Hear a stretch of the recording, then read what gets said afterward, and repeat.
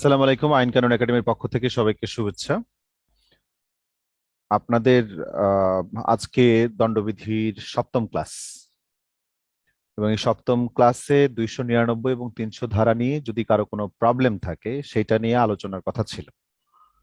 আপনারা যারা মনোযোগী ছাত্র, আপনাদেরকে গত ভিডিওতে কিছু আলোচনা করেছিলাম, মানে গত ক্লাসে। আর একটা ভিডিও লিংক পাঠিয়েছিলাম আপনাদের সবার মোবাইলে।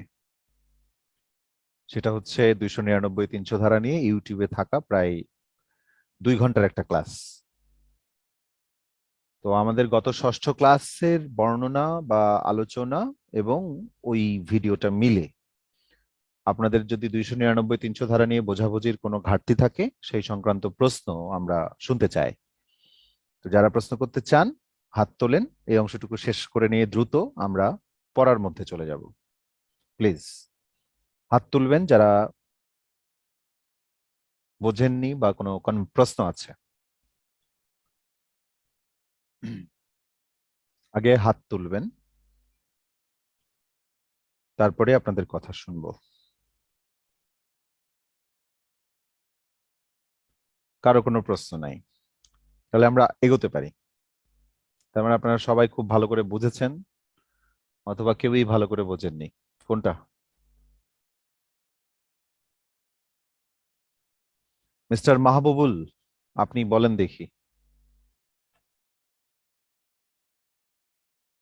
299 এবং 300 ধারা সম্পর্কে একটু কমেন্টস করেন। মাইক্রোফোনটা অন করেন আগে।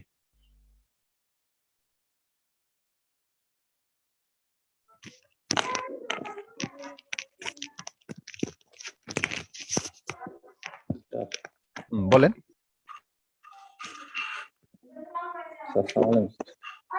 বলেন।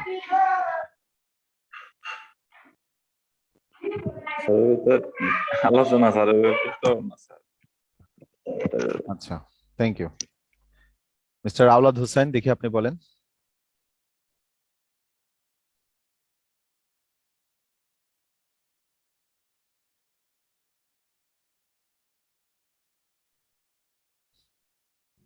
আসসালামু আলাইকুম স্যার। বলুন। স্যার আমি আসলে ক্লাসটা করি নাই, আমি একটা পারিবারিক কারণে ব্যস্ত ছিলাম ধন্যবাদ তো। আপনাকে, আপনাকে অনেক ধন্যবাদ। Mister Rokon Mia.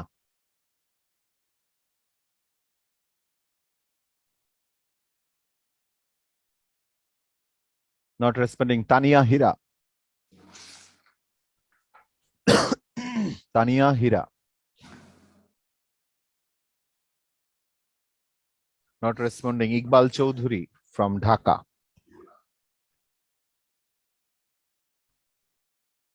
Iqbal Chowdhury from Dhaka.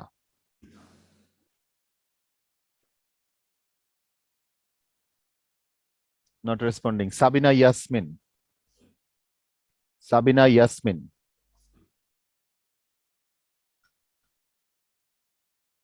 Not responding. Sir ক্লাসটা দেখি নাই। দেখেন নাই?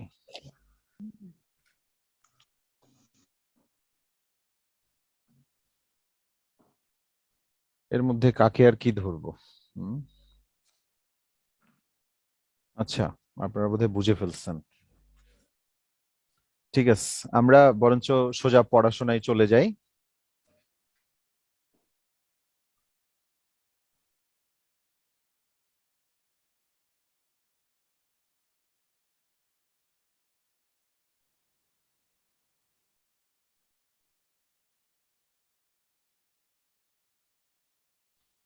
এটা 300 ধারা, 300-র ব্যতিক্রম। ব্যতিক্রম চলে 301 ধারাটা আমরা দেখব।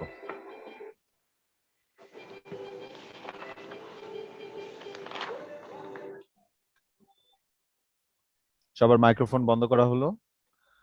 আপনারা, আমরা পড়ছিলাম হচ্ছে দণ্ডবিধির 16 নম্বর চ্যাপ্টার, যার প্রধান শিরোনাম দেহ এবং জীবন সম্পর্কিত অপরাধ সমূহ। এবং দণ্ডবিধির 16 নম্বর চ্যাপ্টারে অনেকগুলো ভাগ আছে, যার সবই দেহ এবং জীবন সম্পর্কিত অপরাধ। তার প্রথম অংশটা হচ্ছে খুন বা অপরাধমূলক নরহত্যা বিষয়ক। তো খুন বা অপরাধমূলক নরহত্যা এইগুলো রিলেটেড 299 এবং 300 ধারাটা আমরা জানি। 301 ধারা থেকে আরো এর নানান ধরনের আলোচনা আছে। এই আলোচনাটা অ্যাট এ গ্ল্যান্স আমরা খুব দ্রুততার সাথে বুঝে নেই। 301 ধারায় আরেক ধরনের সংজ্ঞা দেওয়া আছে, বলছে যার মৃত্যু ঘটাবার উদ্দেশ্য ছিল তাকে ব্যতীত অপর ব্যক্তির মৃত্যু ঘটিয়ে অপরাধমূলক নরহত্যা সংঘটিত করা। Culpable homicide by causing death of person other than person whose death was intended, মানে যাকে মারার কথা ছিল তাকে মারতে গিয়ে অন্য কেউকে মেরে দেওয়া হয়েছে, মেরে ফেলা হয়েছে। বলছে কোনো ব্যক্তি যদি এমন কোনো কাজ করে যা কর্তৃক মৃত্যু সংগঠনের ইচ্ছা বা উদ্দেশ্য তার ছিল অথবা যার দরুন মৃত্যু সংগঠন হতে পারে বলে তার জানা ছিল এবং এই কার্য কর্তৃক সে এমন কোনো ব্যক্তির মৃত্যু সংগঠন করে সে অপরাধমূলক নরহত্যা করে যার মৃত্যু সে কামনা করে নাই বা যার মৃত্যু হতে পারে বলে তার জানা ছিল না, তবে অপরাধী যেই ব্যক্তির মৃত্যু সংগঠনের ইচ্ছা করেছিল কিংবা যেই ব্যক্তির মৃত্যু ঘটাতে পারে বলে সে জানতো সেই ব্যক্তির মৃত্যু সংগঠন করলে তার অপরাধটি যেরূপ হতো এই রূপ ক্ষেত্রেও তাই হবে। প্রথমত, অপরাধমূলক নরহত্যা মধ্যে যখন আমি কাউকে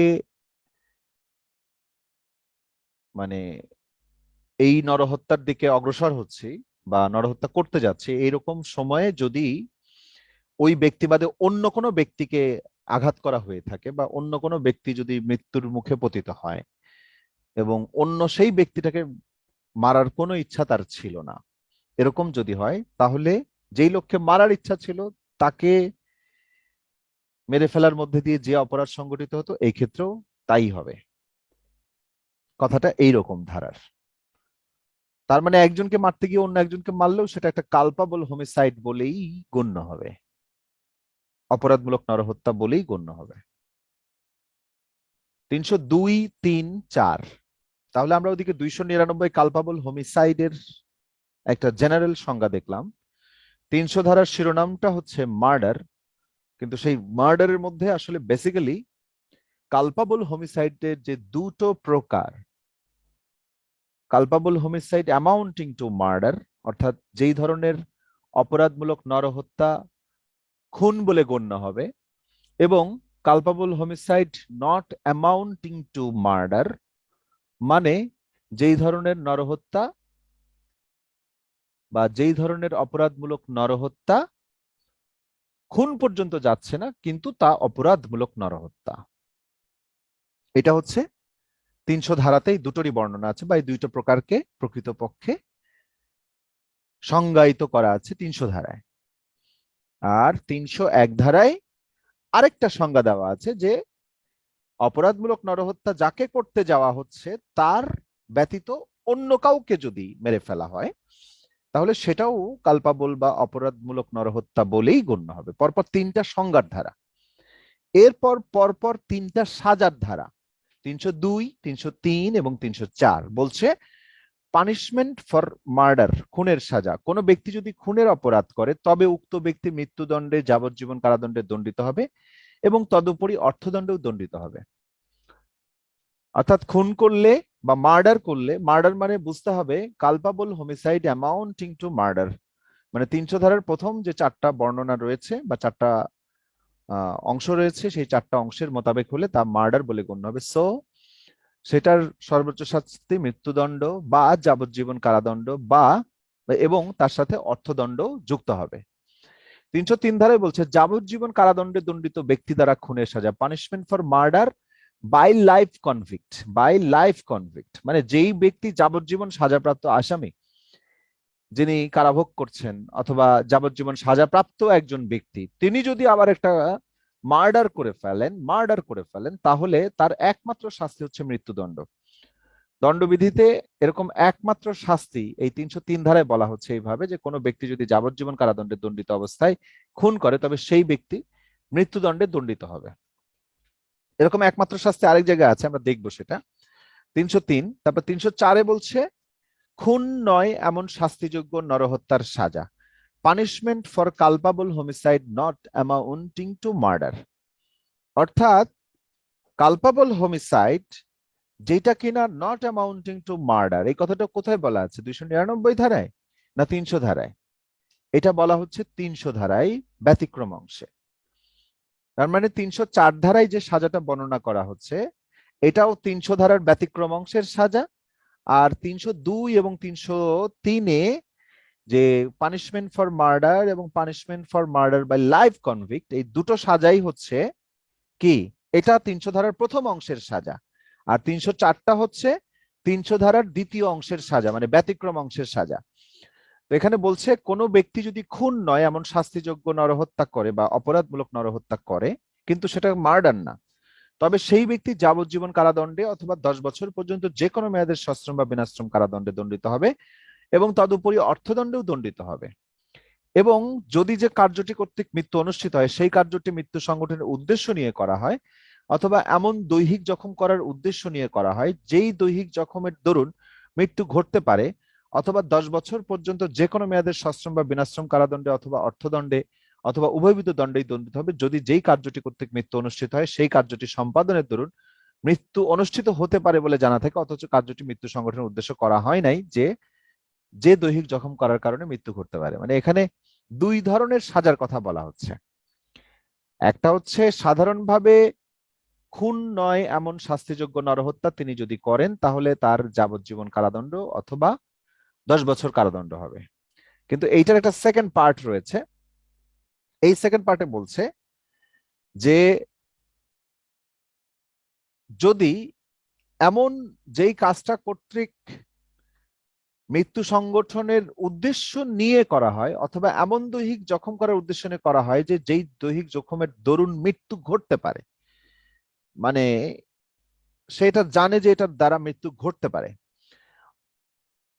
মানে এটা মৃত্যু ঘটতে পারে একটা সম্ভাবনার জায়গা, এরকম ক্ষেত্রে তার 10 বছর পর্যন্ত যে কোনো মেয়াদের সশ্রম বা বিনাশ্রম কারাদণ্ডে সে দণ্ডনীয় হতে পারে। তো সাধারণভাবে আপনারা কালপাবল হোমিসাইড যখন নট অ্যামাউন্টিং টু মার্ডার এইটা পড়বেন তখন সাধারণভাবে মনে রাখবেন যেটা সর্বোচ্চ শাস্তি হচ্ছে যাবজ্জীবন কারাদণ্ড। আর কালপাবল হোমিসাইড অ্যামাউন্টিং টু মার্ডার হলে 302 এবং 303 দুটোতেই মৃত্যুদণ্ডের কথা বলা আছে। আর 303-এর বৈশিষ্ট্য হচ্ছে যে যিনি অলরেডি যাবজ্জীবন কারাদণ্ডে দণ্ডিত ব্যক্তি তার দ্বারা যদি মার্ডার হয় তাহলে তার মৃত্যুদণ্ড ছাড়া আর কোনো বিকল্প নাই। 302 ধারা অনুযায়ী দেখেন যে কেউ যদি মার্ডার করে জজ সাহেব তাকে মৃত্যুদণ্ডেও দিতে পারে আবার যাবজ্জীবন কারাদণ্ডেও দিতে পারে, সাথে অর্থদণ্ড যোগ হবে, সেটা ভিন্ন জিনিস। কিন্তু 303-এ মৃত্যুদণ্ড ছাড়া আর কোনো রাস্তা নাই তার। ফলে পরীক্ষায় এইভাবে প্রশ্ন আসতে পারে বা আসে যে নিচের কোন অপরাধের সাজা একমাত্র মৃত্যুদণ্ড বা তার কোনো বিকল্প নাই, সেটা হচ্ছে যাবজ্জীবন কারাদণ্ডে দণ্ডিত ব্যক্তি দ্বারা খুনের সাজা। এরকম 304-এর পরে 304 ক এবং 304 খ বুঝেন, কিন্তু 304 একটা গেছে ধারা, তারপর 304 ক এবং 304 খ বলছে অবহেলার ফলে মৃত্যু সংঘটন, কজিং ডেথ বাই নেগলিজেন্স। কোন ব্যক্তি যদি বেপরোয়াভাবে বা অবহেলাজনকভাবে কাজ করে কারো মৃত্যু ঘটায় এবং তা শাস্তিযোগ্য নরহত্যা না হয় তবে সেই ব্যক্তি 5 বছর পর্যন্ত মেয়াদের সশ্রম বা বিনাশ্রম কারাদণ্ডে অথবা অর্থদণ্ডে অথবা উভয়বিধ দণ্ডে দণ্ডিত হবে। বেপরোয়াভাবে বা অবহেলাজনকভাবে কাজ করে বা কাজ করে কারো মৃত্যু ঘটায়, মানে তার মৃত্যু ঘটানো উদ্দেশ্য ছিল না কিন্তু তার অবহেলাজনিত কারণে, যেমন আমরা একটা ধারা পড়েছি না গত ক্লাসে যে 288 ধারা, কি ছিল সেখানে, যে বিল্ডিং মেরামতের কাজ চলছে বা বিল্ডিং নির্মাণের কাজ চলছে বা বিল্ডিং ভাঙার কাজ চলছে, এরকম পরিস্থিতিতে যদি তার অবহেলাজনিত কারণে কেউ যদি আঘাতপ্রাপ্ত হয় বা তার অবহেলার থাকে সেই কাজে, তাহলে তাকে 6 মাসের জেল দেওয়া যাবে। কিন্তু এখন ওইটার কারণে যদি কোনো একটা ইটের টুকরা এরকম একটা নির্মাণাধীন বিল্ডিং থেকে পড়ে কোনো লোক মৃত্যুবরণ করে তাহলে সেটা অবহেলাজনিত মৃত্যু হবে। সেই ক্ষেত্রে 304 ক ধারা অনুযায়ী তাকে সর্বোচ্চ 5 বছরের সাজা প্রদান করা যাবে। এটাই বলছে যে অবহেলার ফলে মৃত্যু সংঘটন, কজিং ডেথ বাই নেগলিজেন্স।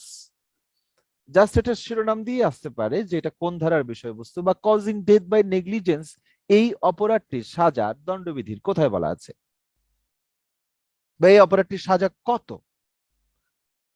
5 বছর, 5 বছরের সাজা কিন্তু দণ্ডবিধি থেকে খুব রেয়ার।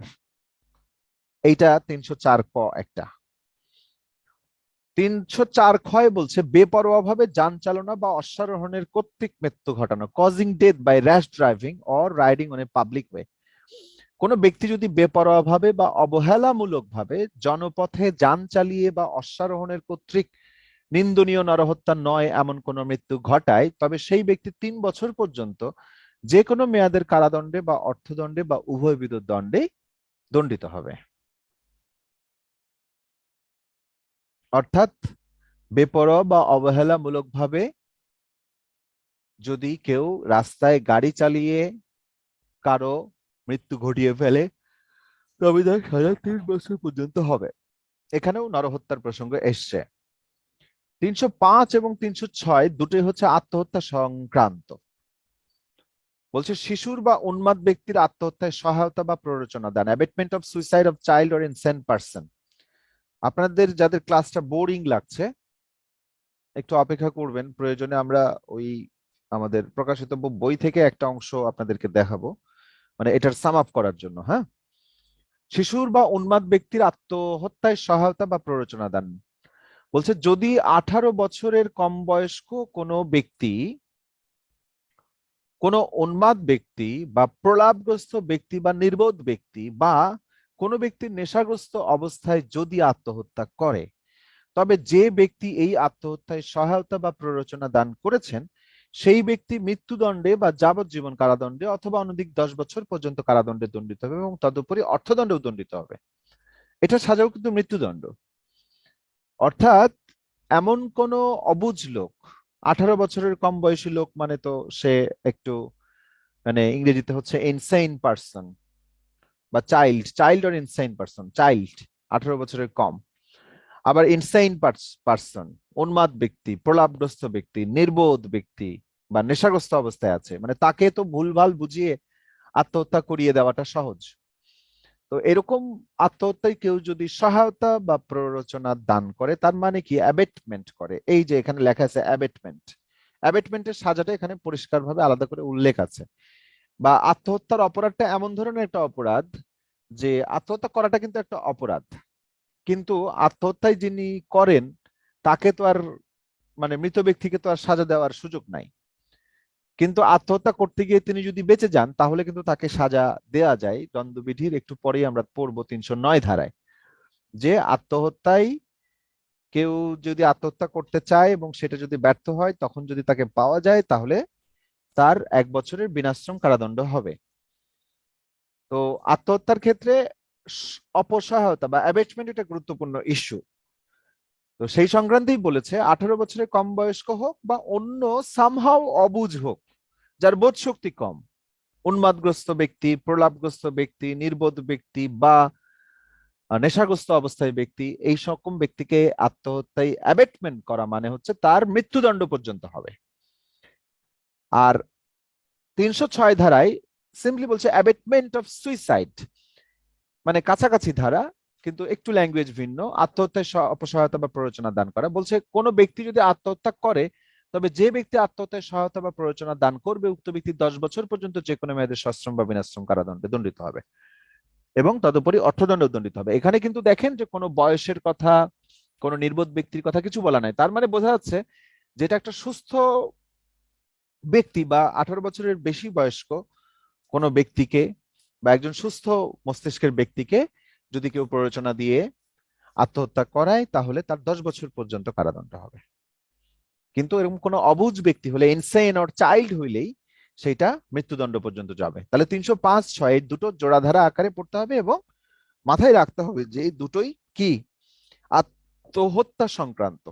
এরও সাথে আমাদের 305 এবং 6 এর সাথে 309 ধারাটা মিলিয়ে মনে রাখাটা বুদ্ধিমানের কাজ। এরপরে হচ্ছে খুনের উদ্যোগ। আপনাদের আগের একটা ক্লাসে বলছিলাম না যে দণ্ডবিধিতে চুরি করা, ডাকাতি করা, রেপ করা, কিডন্যাপ করা বা অবৈধভাবে বাধা দেওয়া, আটক করা, রাষ্ট্রদ্রোহিতা, বেআইনি সমাবেশ করা, দাঙ্গা, হোয়াট এভার, মানে এরকম অনেক অপরাধের নাম আছে। তো এইরকম অনেক অপরাধের যা যা নাম আছে সেগুলো নিজে নিজে স্বতন্ত্র একটা অপরাধ, কিন্তু ওই অপরাধগুলোর পেছনে দেখা যেতে পারে যে একাধিক ব্যক্তি জড়িত থাকতে পারে।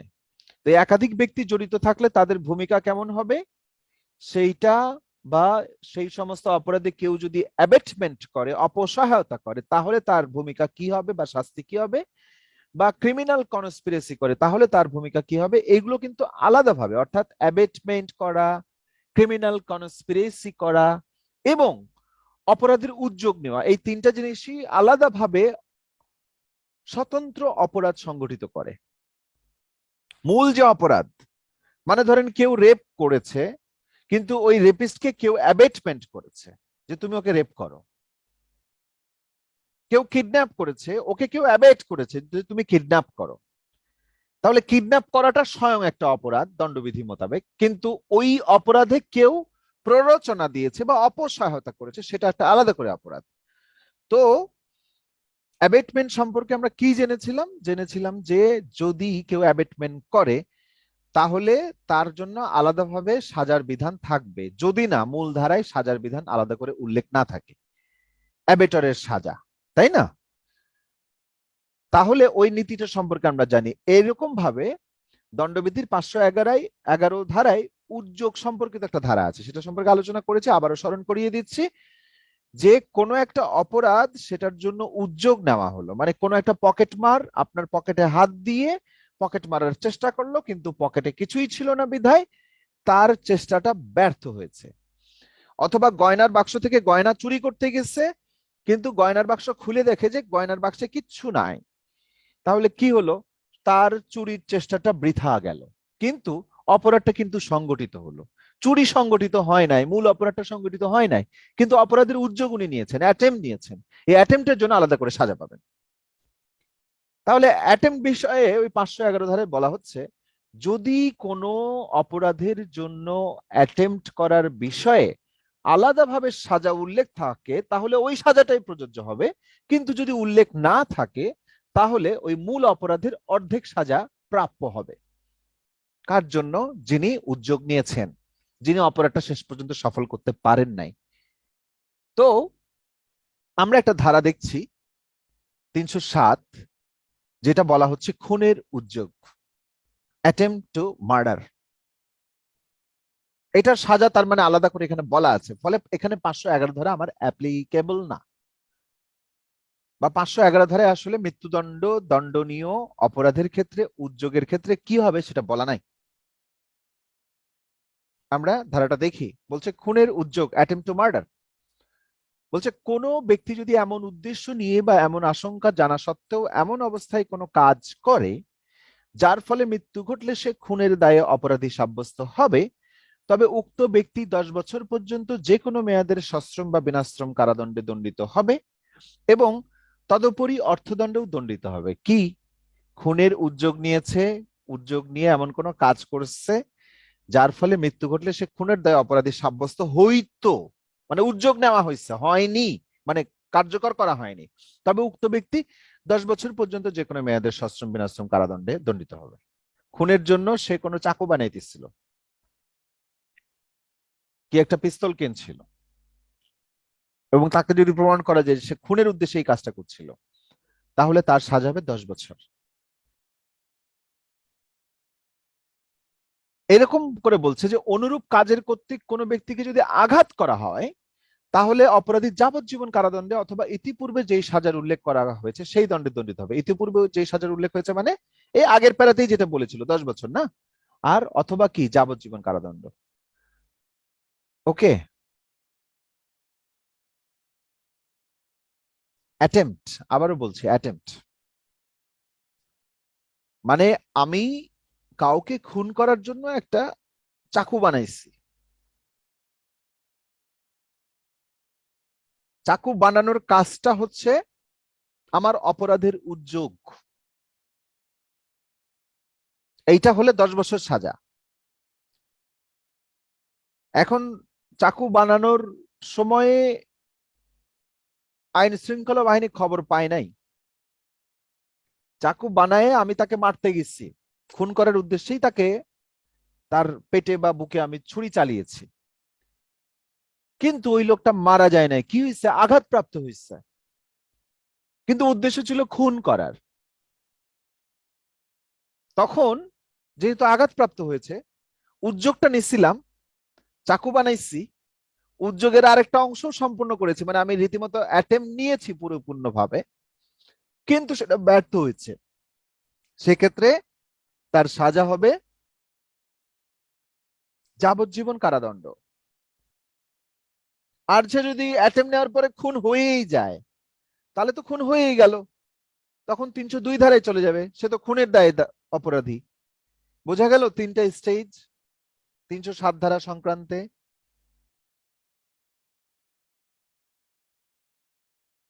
এরপরে আরেকটা পার্ট, মজার পার্ট, যাবজ্জীবন কারাদণ্ডে দণ্ডিত ব্যক্তির উদ্যোগ, অ্যাটেম্পটস বাই লাইফ কনভিক্টস, মানে মার্ডার করার জন্য যাবজ্জীবন কারাদণ্ডে দণ্ডিত ব্যক্তি যদি অ্যাটেম্প নিয়ে ফেলে, যাবজ্জীবন কারাদণ্ডে দণ্ডিত কোনো ব্যক্তি যদি এই ধারায় উল্লেখিত অপরাধ করে এবং তার ফলে কেউ আহত হয়, তবে উক্ত ব্যক্তিকে মৃত্যুদণ্ডে দণ্ডিত করা যেতে পারে। এটারও একমাত্র সাজা হচ্ছে মৃত্যুদণ্ড।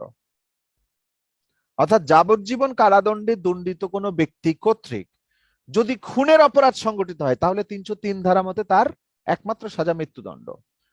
যাবজ্জীবন কারাদণ্ডে দণ্ডিত কোনো ব্যক্তি কর্তৃক যদি খুনের অপরাধটা সংগঠিত না হয়, বাট সেটার উদ্যোগ নেওয়া হয়েছে, তাহলেও তার মৃত্যুদণ্ড। ইন্টারেস্টিং বিষয়। ওকে, 3 রকমের সাজা এইটুকুর মধ্যে বলা হয়েছে, 3টা লাইনে। প্রশ্ন আসেনি এখান থেকে বিশেষ, মানে একবারও এসছে কিনা, একবার বোধহয় এসছে, হ্যাঁ, কিন্তু আসবে। জরুরি ধারা, উদাহরণগুলো পড়ে নেবেন। 308 বলছে শাস্তিযোগ্য নরহত্যা করার উদ্যোগ, অ্যাটেম্পট টু কমিট কালপাবল হোমিসাইড। বলছে কোন ব্যক্তি যদি এমন অবস্থায়, এমন উদ্দেশ্য নিয়ে বা এমন আশঙ্কা জানা সত্ত্বেও এমন অবস্থায় এমন কোন কাজ করে যে অবস্থায় সে কার্যটি করার ফলে মৃত্যু অনুষ্ঠিত হলে সে খুন নয় এমন শাস্তিযোগ্য নরহত্যা করার দায়ে অপরাধী সাব্যস্ত হবে, তবে সেই ব্যক্তি 3 বছর পর্যন্ত যে কোনো মেয়াদের সশ্রম বিনাশ্রম কারাদণ্ডে দণ্ডিত হবে, বা অথবা অর্থদণ্ডেও দণ্ডিত হবে। আচ্ছা, অথবা উভয়বিধ দণ্ডে দণ্ডিত হবে। ওরে বাবা। এবং যদি অনুরূপ কাজের দরুন কোনো ব্যক্তি আহত হয়, তবে তিনি 7 বছর পর্যন্ত কারাদণ্ডে দণ্ডিত হবেন। অর্থাৎ যেই কাজটা অন্যের মৃত্যু ঘটাতে পারে, এরকম অপরাধের যদি কালপাবল হোমিসাইড, এটা আসলে নট অ্যামাউন্টিং টু মার্ডারের কথা বলা হচ্ছে, তাহলে এটার যে সাধারণভাবে উদ্যোগ নেওয়া হবে, সেই উদ্যোগে 3 বছর সাজা, কিন্তু সেই উদ্যোগের অংশ হিসেবে যদি আমি তাকে আহত করে ফেলতে পারি বা ফেলি, তাহলে তার সাজাটা একটু বেড়ে 7 বছর পর্যন্ত হবে। অর্থাৎ 304 ধারায় যে সাজার কথাটা বলা ছিল, যে কালপাবল হোমিসাইড নট অ্যামাউন্টিং টু মার্ডারের যে সাজা, সেই সাজাটা ছিল সর্বোচ্চ যাবজ্জীবন কারাদণ্ড। আর এখানে সেই উদ্যোগটা নিলে আরো 2 স্টেজ, একটা 3 বছর, একটা 7 বছর। উদাহরণটা দেখে নেবেন। 309 ধারা একটু আগে আলোচনা করলাম, 305 এবং 6 ধারা প্রসঙ্গে, যে অ্যাটেম্পট টু কমিট সুইসাইড, ওর কাছাকাছি, অর্থাৎ আত্মহত্যা করার চেষ্টা। আত্মহত্যা করার চেষ্টারও অ্যাটেম্পট বলছে, আত্মহত্যা করার চেষ্টা যদি করে, তাহলে অনুরূপ সংগঠনের উদ্দেশ্যে কোনো কাজ করে, মানে ধরেন রশিতে ফ্যানের সাথে ঝুলাই দিচ্ছে দড়িটা, এবং সেই অবস্থায় যদি তাকে উদ্ধার করা হয়, তবে ওই ব্যক্তিকে 1 বছর পর্যন্ত যে কোনো মেয়াদে বিনাশ্রম কারাদণ্ডে অথবা অর্থদণ্ডে অথবা উভয়বিধ দণ্ডে দণ্ডিত হবে। এটা যে 1 বছরের কারাদণ্ড এবং উহা যে বিনাশ্রম, এইটা বিশেষভাবে মনে রাখতে হবে। 309 আত্মহত্যা করার চেষ্টা। 310 ঠগ এবং 311 সাজা, মানে ওই ঠগের সাজা। বলছে কোন ব্যক্তি যদি এই আইন পাশ হওয়ার পরে কোন সময় খুনের মাধ্যমে বা খুন সহ দস্যুতা সাধন বা শিশু কিডন্যাপিং এর সাথে জড়িত অপর এক বা একাধিক ব্যক্তির সাথে অভ্যাসগতভাবে সংশ্লিষ্ট হয়ে থাকে, তবে সেই ব্যক্তি একজন ঠগ। ঠগের সংজ্ঞা দিয়েছে 310 ধারায়। 311 ধারায় এটা বলেছে কোনো ব্যক্তি ঠগ হলে তার যাবজ্জীবন কারাদণ্ডে দণ্ডিত হবে। এখন এইটা সম্পর্কে আমাদের একটা সাম আপ, একটু আপনারা আর 8-9 দিন পরে বইটা হাতে পাবেন ইনশাল্লাহ। সেই যে সাম আপটা আছে সেই সাম আপটা আপনাদেরকে দেখিয়ে দিই।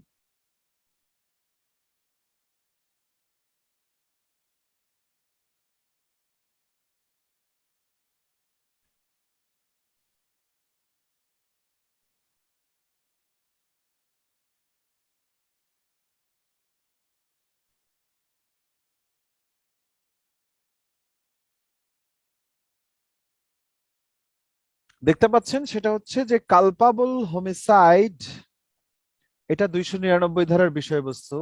মার্ডার মানে শিরোনামটা তুলে দিচ্ছে 300 ধারায়। আর কালপাবল হোমিসাইড কর্তৃক যদি অপর কোনো ব্যক্তির মৃত্যু ঘটানো হয় তাহলে 301, এবং এই তিনটাই হচ্ছে কি সংজ্ঞামূলক ধারা। পরপর তারপরে তিনটা ধারা হচ্ছে শাস্তির ধারা, একটা হচ্ছে পানিশমেন্ট ফর মার্ডার, আর এটা হচ্ছে punishment for murder by life convict, আর আরেকটা হচ্ছে punishment for culpable homicide not amounting to murder. মানে 300 ধারায় বর্ণিত দুই প্রকার কালপাবল হোমিসাইডের সাজা এই তিনটা ধারায় বর্ণনা করা আছে, 302, 303, 304। আর অবহেলার ফলে মৃত্যু সংগঠন কজিং ডেথ বাই নেগলিজেন্স, আর এটা হচ্ছে causing death by rash driving or riding on a public way, 304 ক এবং 304 খ দুটোই অবহেলা রিলেটেড, একটার 5 বছর সাজা, একটা 3 বছর সাজা। এরও পরে আত্মহত্যায় সহায়তা বা প্ররোচনা দান এবং আত্মহত্যায় সহায়তা বা প্ররোচনা দান, এটা 2 রকম ধারা আছে, 305 এবং 6। এরপরে খুনের উদ্যোগ, অপরাধমূলক নরহত্যা করার উদ্যোগ এবং আত্মহত্যা করার উদ্যোগ, 307, 8, 9।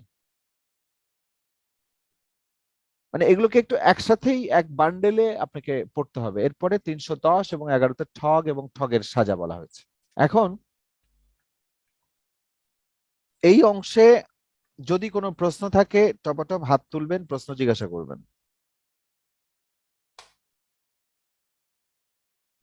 আওলাদ ভাই বলেন। আসসালামু আলাইকুম স্যার। বলেন। 304-এর খ, যে অবহেলার কারণে যদি মৃত্যু ঘটানো হয়, যেমন এই যে ড্রাইভিং এর কারণে বা অসতর্কের কারণে, এখানে আপনারা উল্লেখ করছেন যে সাজা হচ্ছে 3 বছর স্যার। আমি একটা বইও পাইছি, এটা তো কয়েকদিন আগে একটু সংশোধন করার পরে, যে কিছুদিন আগে যে মারা মানে খুব মানে ছাত্রদের জন্য যে খুব আন্দোলন হলো, আন্দোলনের পরে কিন্তু আইনটা স্যার সংশোধন করে 3-এর জায়গায় 5 করছে। এটা কি স্যার মানে এখন কি 3 বছর নাকি 5 বছর? এটা আমার একটু কনফিউশন লাগতেছে কি স্যার। ধন্যবাদ। এই প্রশ্নের উত্তর হচ্ছে যে ওইটা একটা বিশেষ আইনে এই সংশোধন করা হয়েছে। হ্যাঁ, তো বিশেষ আইনের সাথে আপনাদের পরীক্ষার সিলেবাসের কোনো সম্পর্ক নাই। তথাপি ওই বিশেষ আইনটা ধরে আপনারা একটু মনে রাখার চেষ্টা করেন। আমার স্পেসিফিক জানা নাই কি বিধান করেছে ফাইনালি। আর দণ্ডবিধি এটা চেঞ্জ হয় নাই। দণ্ডবিধির 304 খ ধারার প্রশ্ন আসলে আপনাকে 3 বছর উত্তর লিখিতে হইবে, উহা সঠিক উত্তর। এটাই পরীক্ষার জন্য মনে রাখা বেশি জরুরি। সাথে এটা মনে রাখেন বা জেনে রাখেন সাধারণ জ্ঞান আকারে। মিস্টার হামিদুর রহমান বলবেন। স্যার 307 ধারাটা একটু মানে খুনের উদ্যোগ যেটা আছে 3টা পয়েন্ট, এইটা একটু বুঝাই দিবেন আর। আরেকবার। জি স্যার। আচ্ছা, থ্যাংক ইউ। নেক্সট, আর কারো কোনো প্রশ্ন?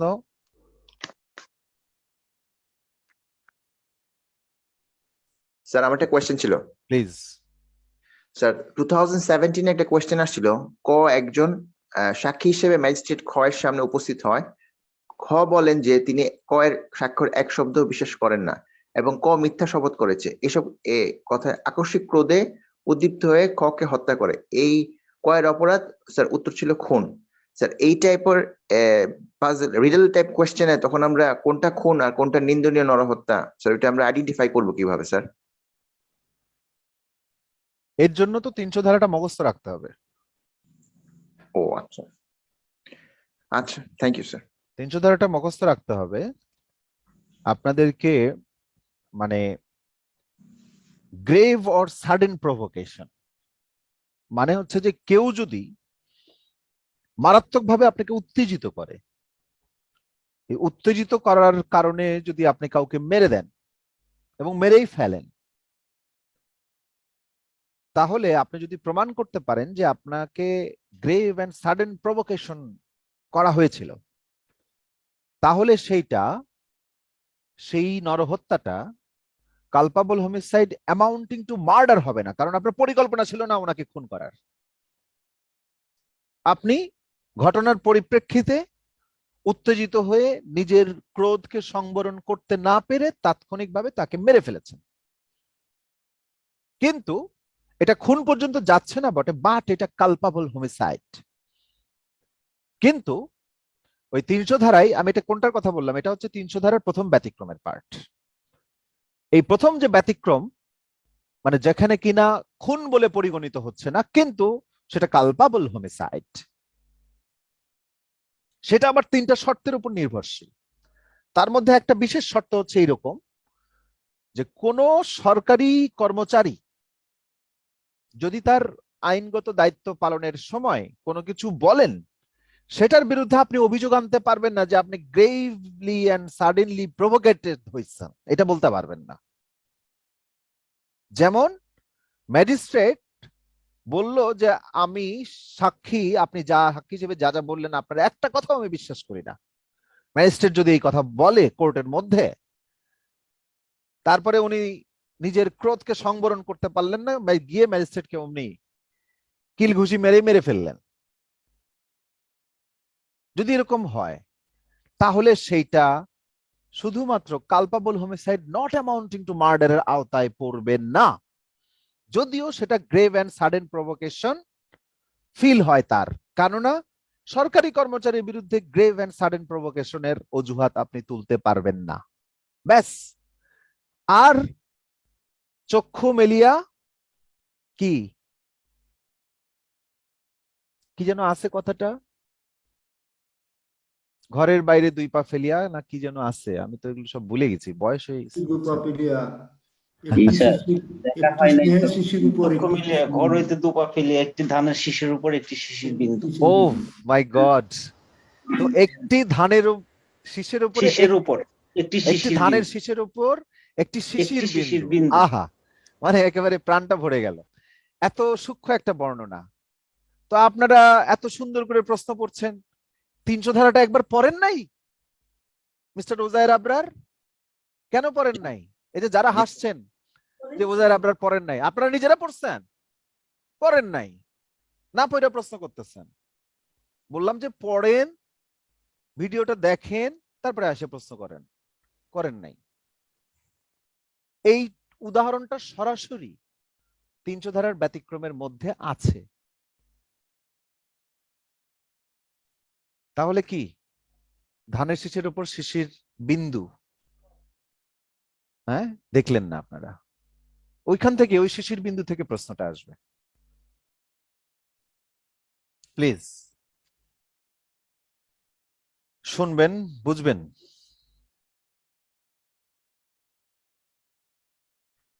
একজন বলেছেন খুনের উদ্যোগ, অ্যাটেম্পট টু মার্ডার। খুন করাটা একটা অপরাধ।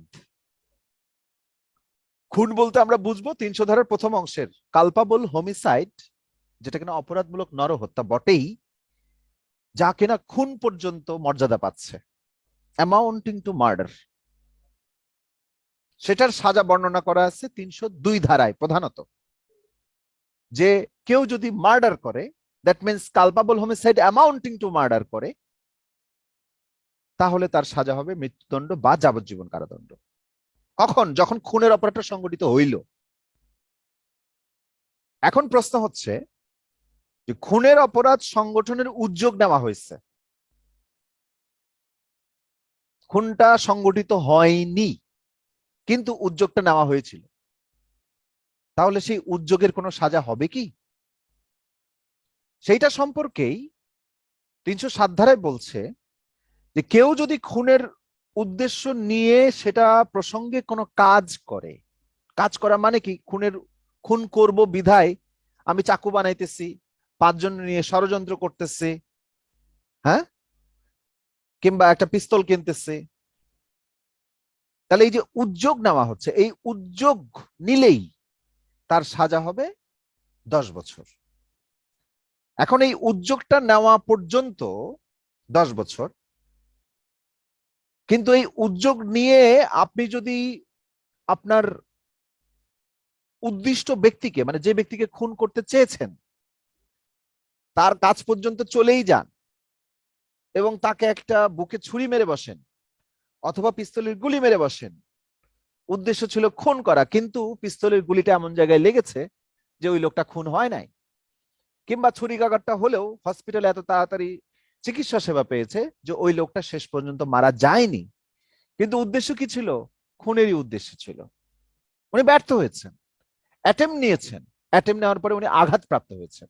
একটু আগে আমরা যেটা শুনলাম, শুধু অ্যাটেম্প নিয়ে কোনো কাজ করেছেন, তখন কি? তখন সাজাটা 10 বছর। আর অ্যাটেম্প নিয়ে কাজ করেছেন এবং ওই ব্যক্তিকে আহত করেছেন, তখন তার সাজা হবে যাবজ্জীবন। তাহলে অ্যানাদার স্টেজ পাইলাম। তারপরের স্টেজটা কি? তারপরের স্টেজটা হলো যাবজ্জীবন কারাদণ্ডে দণ্ডিত ব্যক্তি কর্তৃক যদি খুনের উদ্যোগ নেওয়া হয়। তখন যাবজ্জীবন কারাদণ্ডে দণ্ডিত, উনি তো আগেই যাবজ্জীবন কারাদণ্ডে দণ্ডিত ব্যক্তি, মানে একটা দাগী অপরাধী, বড় অপরাধী। সেই অপরাধী যদি আবার আরেকটা অপরাধ করে, ও ভাবছে যে সারা জীবন তো আমার জেলেরই ভাত খেতে হবে, থাম আমি জেলের মধ্যে কয়টা মানুষের মাইরা তারপরে নিজে মরুঙ্গা, ভাবতে পারে, বা এরকম ফিল হইতে পারে, এরকম ফিল হয় কিন্তু, হ্যাঁ, মানে তারা অনেক মেন্টাল ট্রমার মধ্যে থাকে। আমাদের জেল ব্যবস্থাও তো খুব বেশি ভালো না। তো এই ট্রমার মধ্যে থেকে কেউ যদি কোনো ধরনের যাবজ্জীবন কারাদণ্ডে দণ্ডিত কোনো ব্যক্তি, তিনি যদি খুন সংগঠিত করে ফেলে, তাহলে তার একমাত্র অপশন হচ্ছে মৃত্যুদণ্ড। এটা ছাড়া তার কোনো রাস্তা নাই। জজ সাহেব চাইলেও যদি প্রমাণ হয়ে যায়, তাহলে 302 ধারার ক্ষেত্রে যেমন মৃত্যুদণ্ড অথবা যাবজ্জীবন কারাদণ্ড দিতে পারে, এইখানে তার কোনো চান্সই নাই, সোজা মৃত্যুদণ্ড দিয়ে দিতে হবে, একমাত্র সাজা, অন্য কোনো বিকল্প নাই, একেবারে ডেথ। কিন্তু ওই ব্যক্তি যদি, ওই রকম যাবজ্জীবন কারাদণ্ডে দণ্ডিত ব্যক্তি, তিনি যদি খুনের উদ্যোগ নেন, অর্থাৎ খুন করতে চেয়েছেন কিন্তু হয়নি, ব্যর্থ হলে ওনার সাজা আবার ওই মৃত্যুদণ্ড, আর কোনো বিকল্প নাই। 303 ধারায় যেমন বিকল্প নাই, একমাত্র সাজা মৃত্যুদণ্ড, 307 ধারাতেও যাবজ্জীবন কারাদণ্ডে দণ্ডিত ব্যক্তি কর্তৃক খুনের যদি উদ্যোগ নেওয়া হয়, অ্যাটেম্প নেওয়া হয়, তাহলেও তার কোনো বিকল্প নেই, ওই একই। ফলে যাবজ্জীবন কারাদণ্ডে দণ্ডিত ব্যক্তিকে খুব সাবধানে থাকতে হয়, যেন তার বিরুদ্ধে কেউ মানে ফলস এলিগেশনও না আনতে পারে যে তিনি কোনো খুনের উদ্যোগ নিয়েছেন। ওকে, এই হলো 307 ধারা। এরকম 308 ধারায় দুটো সাজার কথা বলা ছিল। আবু বকর সিদ্দিক ভাই চট করে প্রশ্নটা করবেন, নিয়ে আমরা পরের অংশে যাব। প্লিজ দ্রুত, মাইক্রোফোন অন হবে আগে। 301 থেকে 309 মধ্যে যে শাস্তিযোগ্য অপরাধ, এই অপরাধের কিন্তু জামিনযোগ্য কোন কোন ধারাগুলো আছে?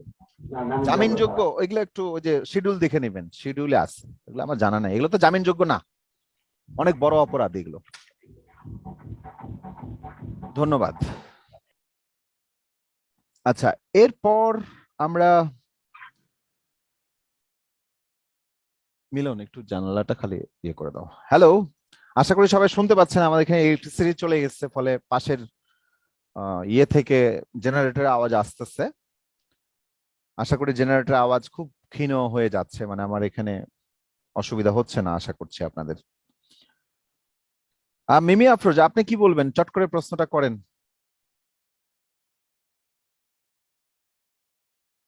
মিমি হ্যালো আফরোজা। স্যার। জি হ্যাঁ স্যার, 300 ধারার যে 4টা ব্যতিক্রম আছে খুনের, 5টা। মানে 4টা যে খুনের সংজ্ঞা আছে স্যার, আচ্ছা, কিন্তু 304-এর যে 5টা ব্যতিক্রম আছে যেটা খুন নয়, নরহত্যা, সেখানে ফার্স্ট যে ব্যতিক্রম আছে ওটার মধ্যে যে 3টা আরো অপশন আছে স্যার, ওই তিনটা তো খুনের অপশন আছে, হ্যাঁ, যেটা খুন হবে, যেমন অজুহাত, মানে অজুহাত দেখায় যে হুম হুম হুম, অজুহাত সরকারি কর্মচারীকে প্লাস বৈধ আত্মরক্ষার ক্ষেত্রে জি জি, যে খুনটা করে স্যার, ওইটা কি খুনের মধ্যে পড়ে না? যে ওইটা খুনের মধ্যে চলে যাবে তখন, সেটাই তো ব্যতিক্রম তাহলে তো বলছে স্যার যে খুন তাইলে হয় স্যার 4টা আর 3টে 7টা ক্ষেত্রে, নো এরকম হবে? No no no no no ও, নো নো নো নো, এইভাবে বিবেচনা করার সুযোগ ওইটা নাই। হবে। 4 3 7, আচ্ছা এরকম 7 8 9 এরকম হাতে গুনে পাবেন না এটা জিনিসটা। হ্যাঁ, জিনিসটাকে থিওরিটিক্যালি বুঝতে হবে, এইভাবে বুঝতে হবে যে আমাদের মানে মূল ব্যাপারটা দেখতে হয় যে ইন্টেনশনটা আছে কিনা, অভিপ্রায়টা খুনের কিনা। সে যদি পরিকল্পিতভাবে কাউকে খুনের ইচ্ছা পোষণ করে সেই অনুযায়ী কাজ করে এবং তার কর্তৃক মৃত্যু ঘটায়, কিংবা সে যদি জানে যে এই কাজ কর্তৃক মৃত্যু ঘটবে নিশ্চিত, তাহলে তা অ্যামাউন্টিং টু মার্ডার। যখন তার ইচ্ছা ছিল না কিন্তু ঘটনাক্রমে ঘটে গেছে, এবং সেই ঘটনাক্রমগুলো কি কিভাবে ঘটতে পারে সেই বিষয়গুলো 5টা ব্যতিক্রমের মধ্যে বলা আছে। 5টা ব্যতিক্রমের প্রথম ব্যতিক্রম কথা যেটা আপনি শুরুতেই বললেন, যে সেটা আবার 3টা শর্তের উপরে নির্ভরশীল। অর্থাৎ গ্রেভ অ্যান্ড সাডেন প্রভোকেশন, আকস্মিক যে উত্তেজনা বশত কিছু করা, সেইটাও আবার 3টা শর্তের উপর নির্ভরশীল থাকবে সবসময়। আচ্ছা, যাই হোক, আমরা নেক্সট আলোচনায় চলে যাই। তাহলে 311 পর্যন্ত আমরা দেখলাম। এরপরে of the causing of miscarriage of injuries to unborn child, of the exposure of infants, and on of the concealment of births, গর্ভপাত করানো, অ্যাকচুয়ালি এটার ইংরেজিটা অ্যাবর্শন হইলে সবচেয়ে ভালো হইতো, কিংবা আমার ইংরেজি জ্ঞান কমও থাকতে পারে, আমার জানা নাই। কিন্তু মিসক্যারেজ জেনারেলি যেটা হয় যে উইমেনদের বাচ্চা যখন নষ্ট হয়ে যায় কোনো প্রাকৃতিক কারণে, 2 মাস 3 মাস 1 মাস 4 মাসের মাথায়, হ্যাঁ, তখন সেটা মিসক্যারেজ বলে চিনি। কিন্তু ওইটাকে ইচ্ছাপূর্বক যখন মেরে ফেলা হয় তখন সেটা গর্ভপাত বলে গণ্য হয়। হ্যাঁ, তো সেইটা কথা মানে মিসক্যারেজ শব্দটা ব্যবহার করা হয়েছে, কিন্তু মূলত এটা অ্যাবর্শন করা, অর্থাৎ ইচ্ছাপূর্বক কোনো গর্ভপাত ঘটানো, সেটা। এই বিষয়গুলো নিয়ে 312 থেকে 318 পর্যন্ত আলোচনা। এর মধ্যে থেকে প্রশ্ন তেমন আসতো না, কিন্তু গতবারই খুব মারাত্মক 2টা কোশ্চেন আসছে। গর্ভপাত করানো, কজিং মিসক্যারেজ, বলছে কোনো ব্যক্তি যদি ইচ্ছাকৃতভাবে গর্ভবতী স্ত্রীলোকের গর্ভপাত করায়, এবং যদি সে গর্ভপাত সরল বিশ্বাসে উক্ত স্ত্রীলোকের জীবন বাঁচাবার উদ্দেশ্যে না করা হয়ে থাকে, তবে সেই ব্যক্তি 3 বছর পর্যন্ত যে কোনো মেয়াদের সশ্রম বা বিনাশ্রম কারাদণ্ডে অথবা অর্থদণ্ডে অথবা উভয়বিধ দণ্ডেই দণ্ডিত হবে। তার মানেটা কি? স্ত্রীলোকের জীবন বাঁচাবার উদ্দেশ্যে না করা হয়ে থাকে, তার মানে জীবন বাঁচাবার উদ্দেশ্যেই শুধুমাত্র গর্ভপাত ঘটানোটা বৈধ উক্ত স্ত্রীলোকের, তা বাদে অন্য কোনো কারণে যদি গর্ভপাত করানো হয় তাহলে তার সাজা 3 বছর। প্রথম কথা। দ্বিতীয় কথা হলো, এই ধারাতেই যদি স্ত্রীলোকটি শিশুর বিচরণ অনুভব করে তবে সেই ব্যক্তি 7 বছর পর্যন্ত যে কোনো মেয়াদের সশ্রম বা বিনাশ্রম কারাদণ্ডে দণ্ডিত হবে। শিশুর বিচরণ অনুভব করা মানে কি? এখানে অনেক পিতা রয়েছেন, জানেন কি তারা? মাতারাও কি স্পষ্ট করে জানেন? শিশুর বিচরণ অনুভব করা মানে হচ্ছে এক এক দেশে বা এক এক কালচারের মধ্যে এক এক সময় বিষয়টার হয়। জেনারেলি এটার সময়টা ধরা হয় 4 মাস পরে শিশুর বিচরণ অনুভব করা যায়, অর্থাৎ 16 সপ্তাহ পরে। উকিলদেরকে এই জন্য ভালো করে মেডিকেল সায়েন্সও জানতে হয়। হ্যাঁ, উকিলদেরকে যে সব জ্ঞানের জ্ঞানী বলা হয় এগুলো কারণেই বলা হয়, কারণ ওকালতি শুধুমাত্র এটা দিয়েই করা যায় না, তাকে অন্যান্য বিষয়, সমাজের সাধারণ বিষয়গুলোতেও অনেক মানে সাধারণ জ্ঞান রাখতে হয়। সাধারণ জ্ঞান তো আসলে অসাধারণ জ্ঞান, তাই না? আমরা বিসিএস টিসিএস এ যা দিই। তো হাউবার কথা সেটা নয়, কথা হলো যে শিশুর বিচরণ অনুভব করা কোনো মায়ের বা গর্ভবতী মহিলার যদি গর্ভপাত করানো হয় তখন সাজাটা বেড়ে যাবে 7 বছর। এমনিতে সাজাটা হচ্ছে কত? 3 বছর। কিন্তু শিশুর যদি বিচরণ অনুভব করা যায় সেই অবস্থায় গর্ভপাত ঘটালে সেটা 7 বছর। এর উপরে আরেকটা ছোট্ট কাহিনী আছে, কাহিনীটা এরকম, এটার ব্যাখ্যা অংশে লেখা আছে, বলে যে স্ত্রীলোক নিজেই নিজের অকাল গর্ভপাত করায় সেই স্ত্রীলোক এই ধারার অর্থের অন্তর্ভুক্ত হবে। অর্থাৎ কোন মহিলা যিনি গর্ভবতী তিনি যদি নিজের ইচ্ছাতেই গর্ভপাত করেন তাহলে এটা এই ধারার অনুসারে তা অপরাধ বলে গণ্য হবে। নেক্সট ধারাটা হচ্ছে স্ত্রীলোকের সম্মতি ছাড়া গর্ভপাত করানো। এতক্ষণ ছিল স্ত্রীলোক পুরুষ লোক সবাই মিলা করছে গর্ভপাত, 3 বছর আর 7 বছরের সাজা। আবার ব্যাখ্যায় এসে কয় যে পুরুষ লোকটা ধরেন নাই, তার কোনো প্ররোচনাও নাই, তার কোনো ইচ্ছাও নাই, মেয়েটা নিজে নিজেই যদি অকাল গর্ভপাত করায় তবে সেও এই ধারার অর্থের আওতাভুক্ত হবে।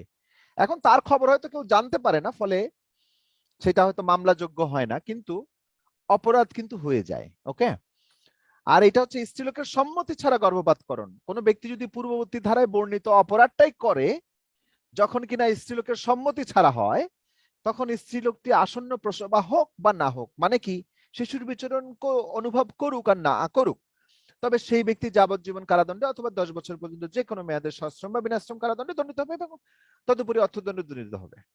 তার মানে গর্ভপাত করানোর সাজা 3 বছর হইতে পারে, তারপরে 7 বছর হইতে পারে, 10 বছরও হইতে পারে। 312 আর 13 মিলা। ক্লিয়ার?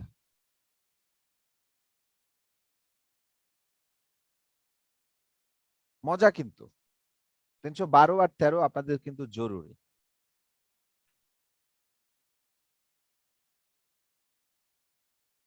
314 এগুলো পড়তে হবে, 14টা বাসায় পড়ে নেবেন, 15টাও বাসায় পড়ে নেবেন, 16ও পড়ে নেবেন, 17টা অন্য একটা কারণে জরুরি। এখানে 12 বছরের শিশুকে পরিত্যাগ করা ও বর্জন করা বলেছে। বলছে যে কোনো ব্যক্তি যদি 12 বছরের নিচের কোন শিশুর পিতা বা মাতা অথবা উক্ত শিশুর দায়িত্ব সম্পন্ন হওয়া সত্ত্বেও শিশুটিকে সম্পূর্ণরূপে বর্জন করার উদ্দেশ্যে কোন স্থানে পরিত্যাগ করে যায় বা ফেলে যায়, তবে সেই ব্যক্তি 7 বছর পর্যন্ত কারাদণ্ডে দণ্ডিত হবে। 12 বছরের কম বয়সী কোনো শিশুকে পরিত্যাগ করে যাওয়া যায় না, এটাই হচ্ছে এই ধারার মূল কথা।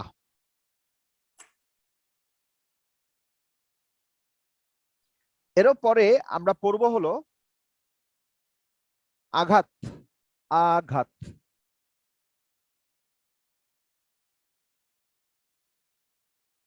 আপনাদেরকে সংক্ষেপে পড়াই, বাড়ির হোমওয়ার্ক দিয়ে দেই। সংক্ষেপে পড়াই মানে পড়াবো আপনাদেরকে, 15 মিনিটে আঘাতের চ্যাপ্টারটা শেষ করে দিব। এটার বিস্তৃতি হচ্ছে 319 থেকে 318, তো এখানে শেষ হয়ে গেল বুঝলেন। 319 থেকে 338 ক ধারা পর্যন্ত। এইটা সম্পর্কে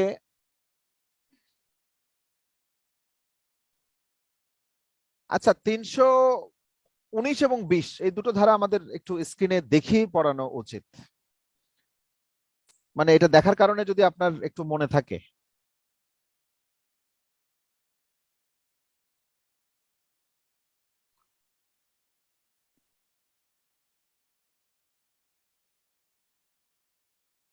দেহ সম্পর্কিত প্রথম যে অপরাধটা খুব কমনলি ঘটে সেটা হচ্ছে আঘাত। কেউ কারে ঘুষি মারলো, ঘুষি মেরে দাঁত ফেলে দিল, মুখমণ্ডল বিকৃত করে দিল, অ্যাসিড ছুঁড়ে মারলো। এখন আঘাত কাকে বলে? প্রেমে ব্যর্থ হয়ে মনে আঘাত পেয়েছে, উহা কি আঘাত?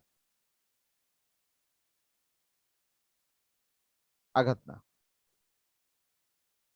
মনের আঘাত তো দেখা যাচ্ছে না, আঘাতটা হতে হবে শারীরিক আঘাত।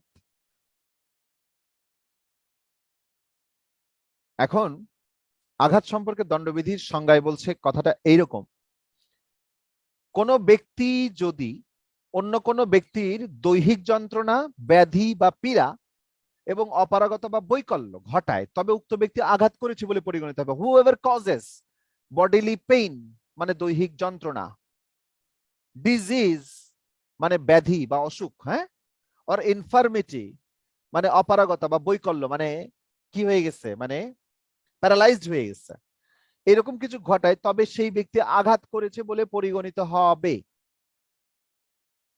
তাহলে আঘাতের জন্য তিনটা জিনিস লাগছে: বডিলি পেইন, অথবা ডিজিজ, অথবা ইনফার্মিটি অপারগতা বা বৈকল্য।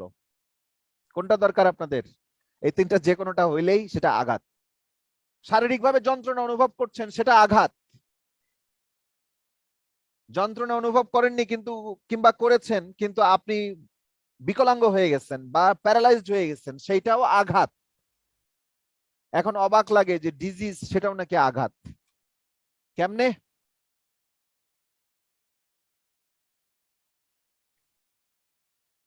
ধরেন আপনি একজন এইডস আক্রান্ত পেশেন্ট, আপনি আপনার পার্টনারকে জানালেন না যে আপনি এইডস আক্রান্ত বা একটা সংক্রামক রোগে আক্রান্ত। এই অবস্থায় যদি তার সাথে যৌন সঙ্গম করেন এবং উনিও যদি এই এসটিডি আক্রান্ত হয় বা এইডস আক্রান্ত হয়, তাহলে কি হবে ঘটনাটা? সেটা আঘাত বলে পরিগণিত হবে। কেননা ওনাকে আপনি জানান নাই যে আপনার এরকম একটা ছোঁয়াচে রোগ আছে।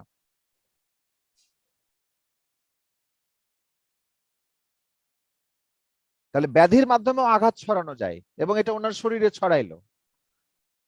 রিয়েলি হাসছেন? এটা কিন্তু সিরিয়াস। এরকম আপনি করোনাও ছড়াইতে পারেন। করোনা ছড়ানোর সাজাগুলো যেন কোথায় বলা ছিল? মহামারী সংক্রামক রোগের 269, 70, 71 তিনটা ধারা। কোয়ারেন্টাইনের কথা বলা ছিল 271 ধারা।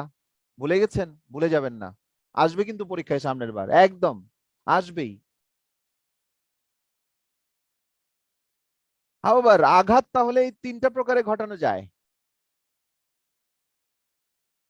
এরপরে বলছে গুরুতর আঘাত, 320 ধারা বলছে গ্রিভিয়াস হার্ট, শুধু নিম্নলিখিত আঘাত সমূহকে গুরুতর বলে পরিগণিত করা যাবে। আঘাত তো বুঝলাম, আঘাত হইল, কিন্তু কোন আঘাতটা গুরুতর হবে?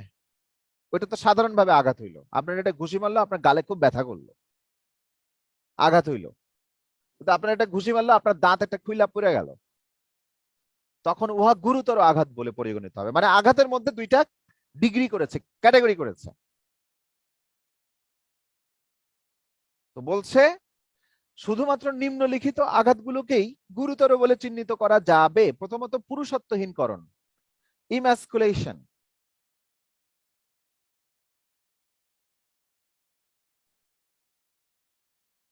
দ্বিতীয়ত যে কোনো চোখের জ্যোতি বা দৃষ্টিশক্তি চিরতরে নষ্ট করে ফেলা। আচ্ছা, এই পুরুষত্বহীনকরণ ব্যাপারটা শুধুমাত্র পুরুষের ব্যাপার আসছে, নারীর প্রজনন ব্যবস্থাও যদি ধ্বংস করা হয় সেটাও আসলে গুরুতরের মধ্যেই পড়বে না। দ্বিতীয়ত যে কোনো চোখের জ্যোতি বা দৃষ্টিশক্তি চিরতরে নষ্টকরণ, permanent privation of the sight of either I.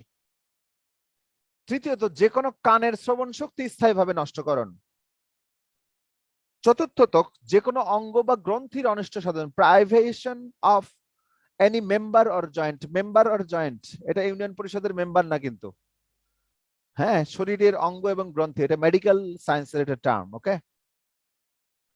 পঞ্চমত যে কোনো অঙ্গের বা গ্রন্থির শক্তিসমূহ ধ্বংসকরণ বা চিরতরে খর্বকরণ, destruction or permanent impairing of the powers of any member or joint. মাথা বা মুখমণ্ডল স্থায়ীভাবে বিকৃতকরণ, permanent disfiguration of the head or face. সপ্তমত কোন অস্থি বা দন্ত ভাঙ্গা বা স্থানচ্যুত করা। এবং অষ্টমত এমন কোন আঘাত, ওই যে সাধারণ আঘাত যা জীবন সংশয় সৃষ্টি করে বা যাতে আহত ব্যক্তি 20 দিন পর্যন্ত প্রচন্ড দৈহিক যন্ত্রণা ভোগ করে বা সাধারণ কাজকর্ম করতে অপারগ হয়। এই 320-এর অষ্টমত পয়েন্ট থেকেই পরপর বা একাধিকবার প্রশ্ন আসছে, একই ধরনের প্রশ্ন।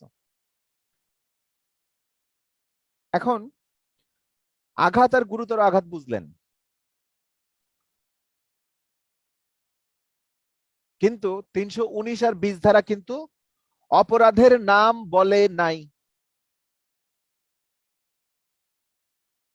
দণ্ডবিধি অনুযায়ী আঘাত আর গুরুতর আঘাত অপরাধ না। এইটা অপরাধ হচ্ছে তার পরের দুইটা ধারায় গিয়ে বলছে, যখন ভলান্টিয়ারিলি স্বেচ্ছাকৃতভাবে কাউকে আঘাত করা হবে, দ্যাট ইজ কল্ড হার্ট। 321 ধারায় বলেছে কথাটা। 322 ধারায় বলছে স্বেচ্ছাকৃতভাবে যখন কাউকে গুরুতর আঘাত করা হবে তখন সেটা গুরুতর আঘাতের অপরাধ বলে পরিগণিত হবে। হার্ট আর গ্রিভিয়াস হার্ট 319 এবং 20-এ যা বলেছে সেটা অপরাধ নয়। এই হার্ট আর গ্রিভিয়াস হার্টের আগে যখনই ভলান্টিয়ারিলি বা স্বেচ্ছাকৃতভাবে শব্দটা যুক্ত হবে তখন সেটা অ্যাকচুয়াল অপরাধের নাম। 321 এবং 322। ভেবেছিলাম সংক্ষেপে সারবো, হয় না, আপনাদের জন্য খুব মায়া লাগে, বাড়িতে পড়তে বললে তো পড়বেন না। ইচ্ছাকৃতভাবে আঘাত দান করা, ভলান্টিয়ারিলি কজিং হার্ট। ভলান্টিয়ারি শব্দটা কোথায় আছে? দণ্ডবিধিতে আছে না, 39 ধারায় সংজ্ঞায়িত আছে। ভলান্টিয়ারিলি স্বেচ্ছাকৃতভাবে বা ইচ্ছাকৃতভাবে। আপনি পথ দিয়ে খুব তাড়াহুড়া করে হেঁটে যাচ্ছিলেন আর আপনার কনুই দিয়ে একটা আপনার উচ্চতায় একটু ছোট বয়সী কোনো বালক পাশ দিয়ে হেঁটে যাচ্ছিল, সেই কনুই দিয়ে ওই বাচ্চাটার নাকে ঘুতা লেগে নাক দিয়ে ঝরঝর করে রক্ত পড়লো, কিন্তু আপনার বিন্দুমাত্র ইচ্ছা ছিল না যে আপনি কাউকে মারবেন, আঘাত করবেন। ওইটা কি? ভলান্টিয়ারিলি আপনি করেননি, স্বেচ্ছাকৃতভাবে করেন নাই। যখন আপনি কাজটা স্বেচ্ছাকৃতভাবে করবেন তখন সেটা অপরাধ হবে, তার আগে না। এখন এমনিতে পেনাল কোডে যে কোনো কাজেই কি লাগে, সামহাও আপনার মেন্স রিয়া থাকতে হয়, মানে দুষ্টু মন থাকতে হয়, একটা অপরাধী মন থাকতে হয়, সেটা ছাড়া অপরাধ হয় না, গিলটি মাইন্ড থাকতে হয়। তো এইখানে কথাটা বলছে যে আঘাতটা হতে হবে স্বেচ্ছাকৃত, তখনই সেটা অপরাধ 321 ধারার মতে।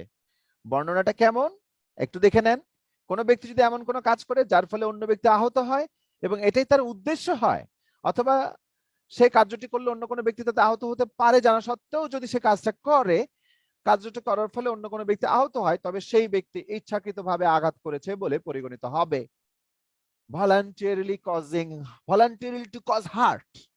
পরীক্ষায় যে ইনভার্টেড কমার মধ্যে আছে ভাইজান, বলবে যে voluntarily to cause hurt কোন ধারার বিষয়বস্তু, কোন ধারা অনুসারে এটা অপরাধ? 321 ধারা অনুসারে অপরাধ, নট 319। একই ধরনের ল্যাঙ্গুয়েজ 322 ধারায় বলেছে voluntarily causing grievous hurt, স্বেচ্ছাকৃতভাবে গুরুতর আঘাত করা, voluntarily causing grievous hurt। পড়ার দরকার নাই আর।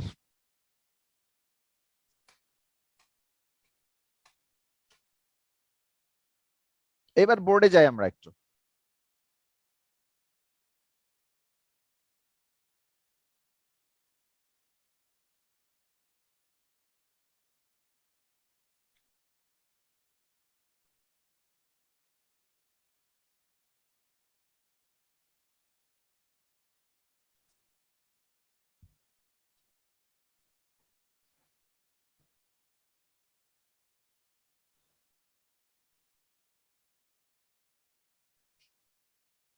তিনশো 19 ধারা আর 320 ধারা কি বলেছে?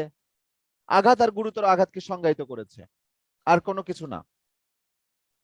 তারপরে একটু গ্যাপ দিয়ে 321 আর 322 ধারা, এই 319-এর কথা কে এইখানে অপরাধ বলে সংজ্ঞায়িত করেছে, আর 320-এর গ্রিভিয়াস হার্টকে এইখানে অপরাধ বলে সংজ্ঞায়িত করেছে। তাহলে প্রধানত অপরাধের নাম হচ্ছে 321 আর 322-এ বলা আছে। এরপরে 323, 324, একটু গ্যাপ দিয়ে 325, 326 আর 326 ক। এগুলোতে বলেছে সাজাগুলো কোনটার কথা বলেছে? 321-এ যে হার্টের কথা বলা হয়েছে সেই হার্টের দুই ধরনের সাজার কথা বলা হচ্ছে এখানে 323 আর 24-এ। বলছে যে সাধারণভাবে যদি একটা আঘাত করা হয় কাউকে, তার সাজা হবে 1 বছর। সেই সাধারণ আঘাত যদি মারাত্মক অস্ত্র দিয়ে হয় তাহলে তার সাজা হবে 3 বছর। কথাটা বুঝছেন?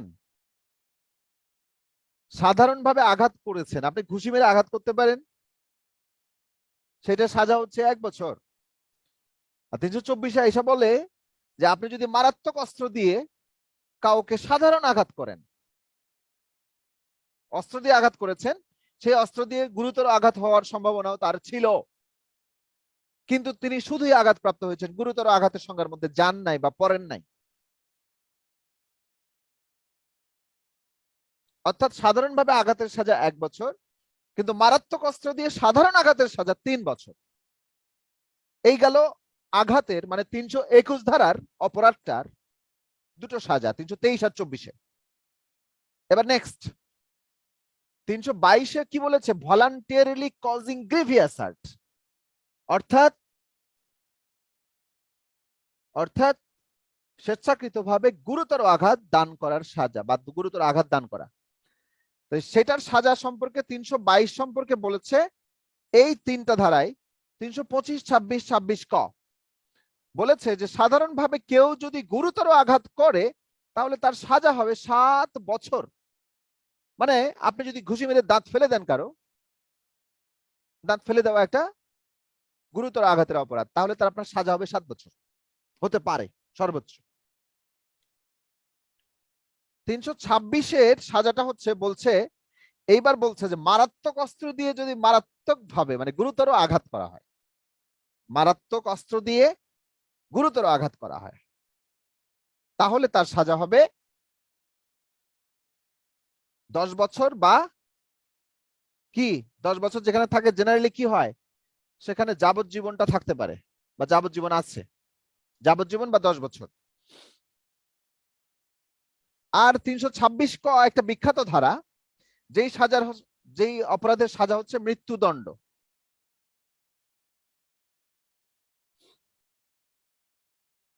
তাহলে এই 1, 3, 7, 10, 1, 3, 7, 10, 13,710, 1 বছর সাজা, 3 বছর সাজা, 7 বছর সাজা, 10 বছর সাজা। এখন 10 মানে ধরে নিতে হবে যাবজ্জীবন অবলিক দিয়ে আছে, যেখানেই জেনারেলি যাবজ্জীবন সাজা আছে সেখানেই অবলিক দিয়ে 10 বছর বলা আছে।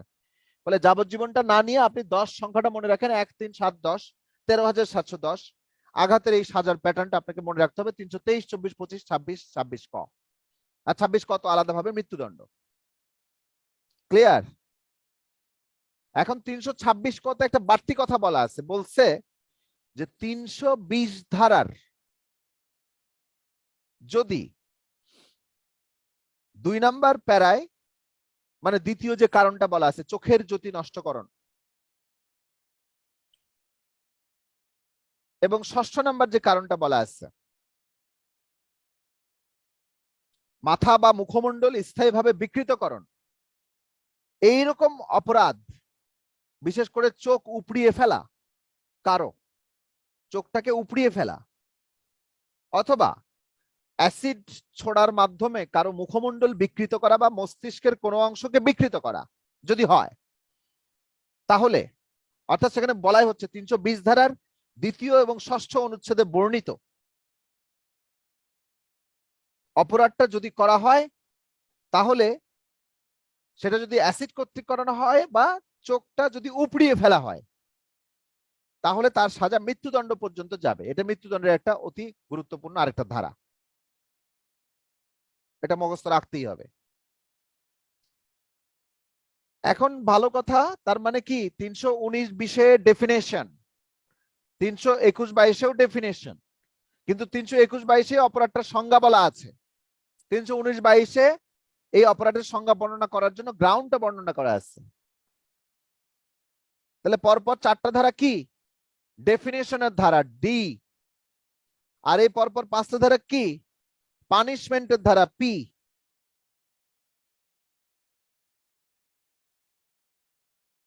কাহিনী এখন আরেকটা আছে।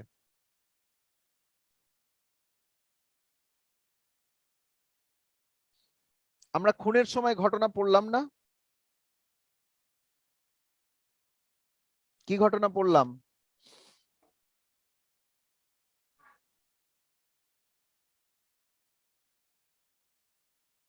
ঘটনাটা আমরা এইভাবে পড়েছিলাম, কেউ কাউকে ক্রমাগত উস্কানি দিচ্ছে, তখন সে রাগ ক্রোধ সংবরণ করতে না পেরে দিয়েছে মেরে। তার মানে কি? কেউ প্রভোক করেছে। প্রভোক মানে কি? প্ররোচনা দিয়েছে, উস্কানি দিয়েছে যে আমাকে মারো। লোকে বলে না, আমার বাপ মা তুলে গালি দিচ্ছিস বেড়া, তোরে আজকে আমি মারুম। তো বাপ মা তুলে গালি দিচ্ছে, ফলে মারতে গেছে। এখন আঘাতের ক্ষেত্রে যদি এরকম প্রভোকেশন থাকে, আমরা শব্দটা কি দেখলাম? ভলান্টিয়ারিলি, স্বেচ্ছাকৃতভাবে। এখন এটা যদি স্বেচ্ছাকৃতভাবে না হয়ে অস্বেচ্ছাকৃতভাবে হয়, তাহলে তো অপরাধ না।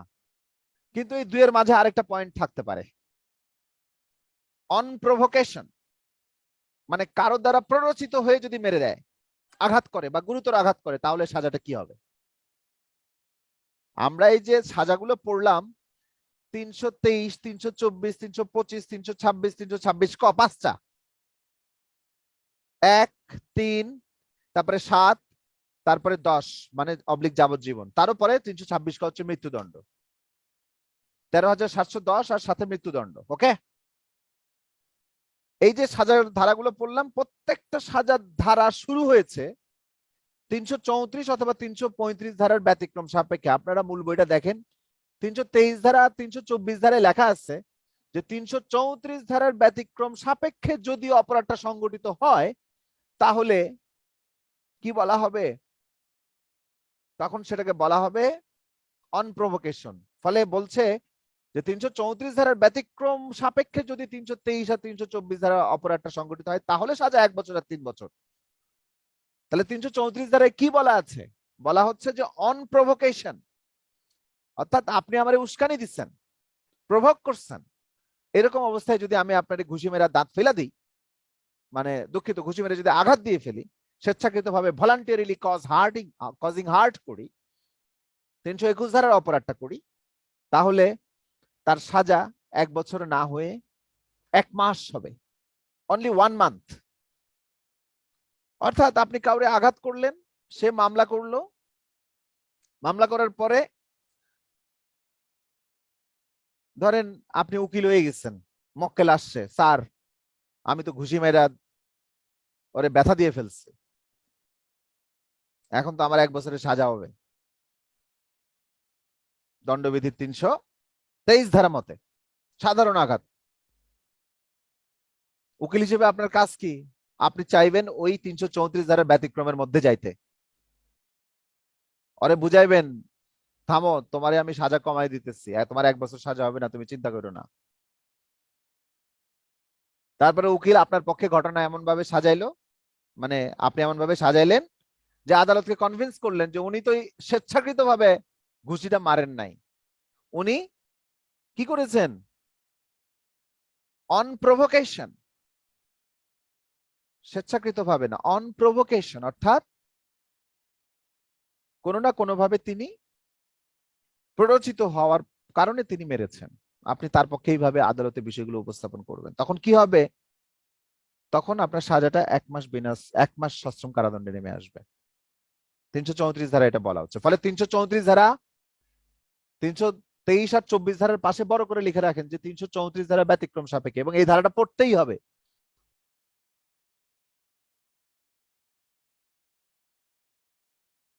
আবার 325, 26 এবং 26 ক এই তিনটা ধারার শুরুতে দেখবেন 335 ধারার ব্যতিক্রম সাপেক্ষে লেখা আছে, যে 335 ধারার ব্যতিক্রম সাপেক্ষে হলে এই 7 বছর 10 বছর বা যাবজ্জীবন এগুলো সাজা হবে। অনপ্রভোকেশন হলে, মানে অনপ্রভোকেশনের বাইরে হলে, তাহলে 335 ধারাটা পড়তে হবে। সাধারণভাবে গুরুতর আঘাত করার সাজা হচ্ছে স্বেচ্ছাকৃতভাবে করলে 7 বছর 325 না। কিন্তু যদি প্ররোচনার কারণে, ওই যে বাপমা তুইলা গালি দিচ্ছে আর আপনি দিচ্ছেন গুরুতর আঘাত কইরা, ঘুষি মেরে দাঁত ফেলে দিচ্ছেন, তো গুরুতর আঘাত করে ফেলছেন 320 ধারার গুরুতর আঘাতের হিসাব অনুযায়ী, তখন আপনার তো সাজা সাধারণভাবে 7 বছর হওয়ার কথা, কিন্তু 335 ধারার বর্ণনাটা হচ্ছে তখন আপনার সর্বোচ্চ সাজা হবে 4 বছর, যেহেতু আপনি অন প্রভোকেশন আপনি তাকে ঘুষি মেরেছেন, ঘুষি মেরে দাঁত ফেলে দিয়েছেন। That's all about this chapter. এর বাইরে 338 ক ধারাটা পড়বেন, লিখে রাখেন। 334, 335 এবং 338 ক, আর বাকি ধারাগুলোতে আমি বোর্ডে দেখাইলাম। এখন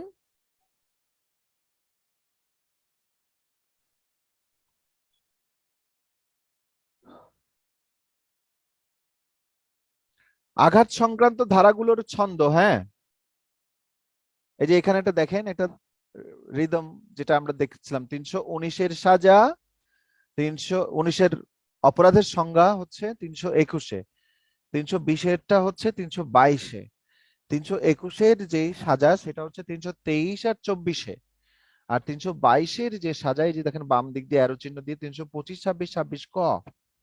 হ্যাঁ, এই যে একটা ঢেউ ঢেউ রিদম আছে, এই রিদমটাকে মনে রাখবেন। এই রিদমটাকে অন্যভাবেও আপনি এখানে ভার্টিক্যালি সাজানো আছে, লম্বালম্বি ভাবে সাজানো আছে, আপনি হরাইজন্টালিও সাজায় নিতে পারেন।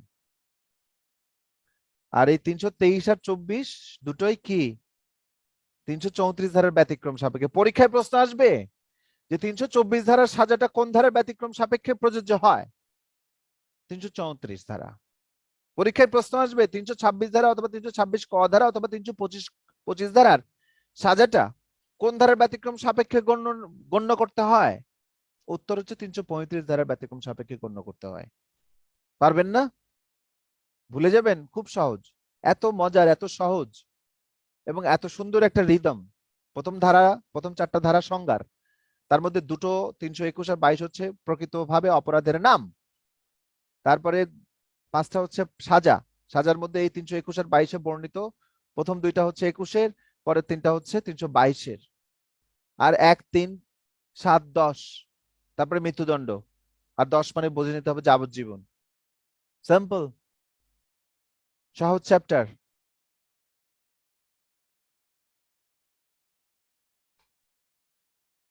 কারো কোনো প্রশ্ন থাকলে টপাটপ হাত তুলেন, টপাটপ কথা বলে টপাটপ বিদায় নেব। কালকে ক্লাস হবে, যারা বিদায় নিচ্ছেন ক্লাসে চলে যাবেন, মানে ক্লাস থেকে লিভ করবেন, ব্যস্ততা আছে, কালকে আবার 31 মাস্ট, কিন্তু তার কালকে 31-এও আমরা ক্লাস নিব, তবে একটু আগেই নেওয়াটা ভালো, সন্ধ্যা 7টাতেই নিব কালকে, হ্যাঁ, যেন আপনারা ঠিকমতো নববর্ষ উদযাপন করতে পারেন। ফলে বাইরে ঘোরাঘুরি করিবেন না, এমনিতে সারা দেশে অনেক বিধিনিষেধ টিষিনিষেধ এগুলো সমস্ত দিচ্ছে, হ্যাঁ, আপনারা আইনের লোক, আইনটা মেনে চলুন,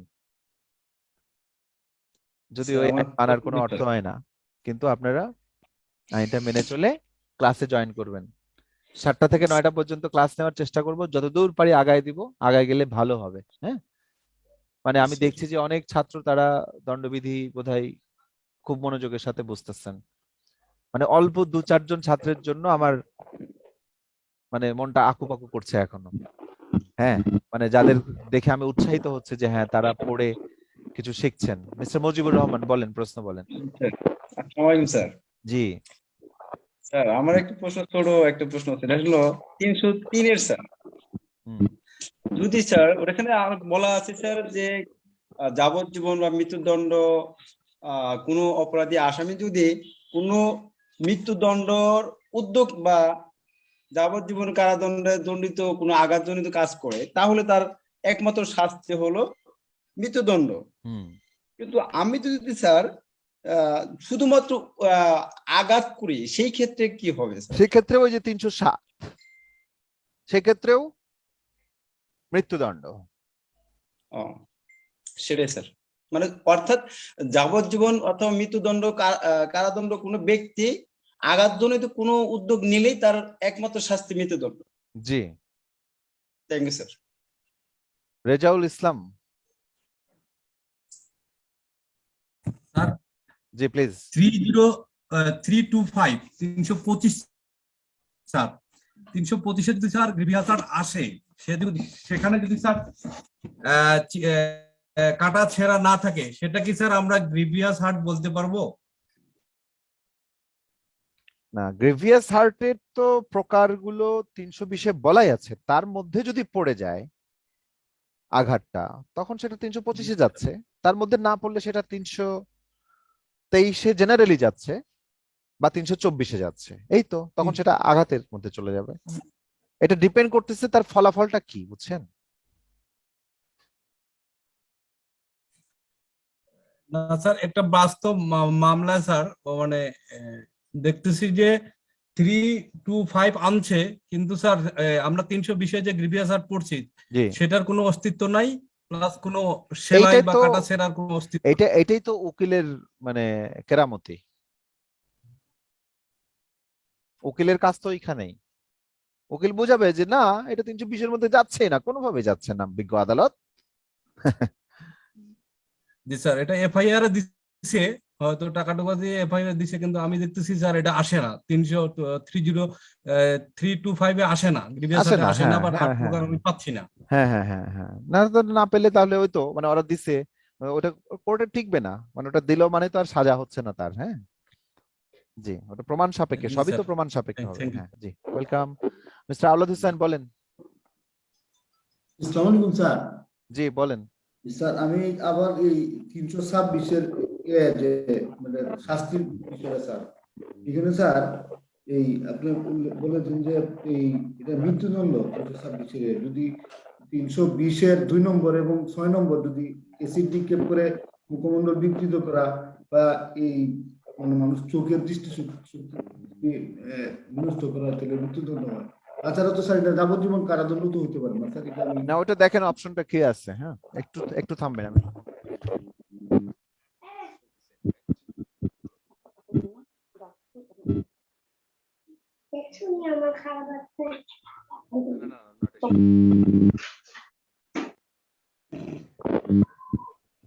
হ্যালো, হ্যাঁ প্লিজ, না ওটা একটু দেখে নেন যখন কি বলা আছে। হ্যাঁ থ্যাংক ইউ। আবু বকর সিদ্দিক ভাই বলেন।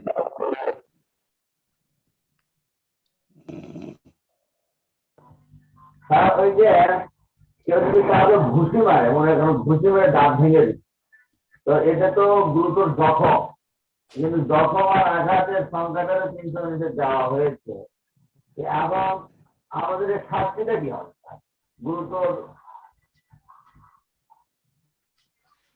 হ্যালো, বুঝলাম না, আপনার প্রশ্ন বোঝা গেল না।